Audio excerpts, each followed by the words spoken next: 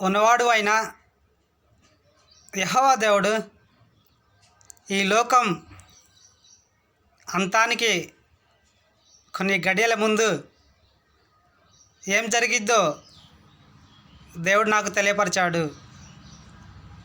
దేవుడు నాకేం చెప్పాడు అంటే, లోకం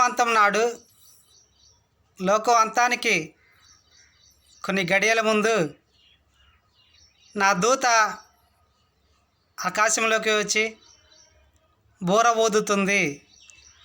ఆ బూర శబ్దాన్ని లోకజనులు వింటారు. ఇంకా కొన్ని గడియల ముందు ఆకాశంలో గంట కొట్టబడుతుంది.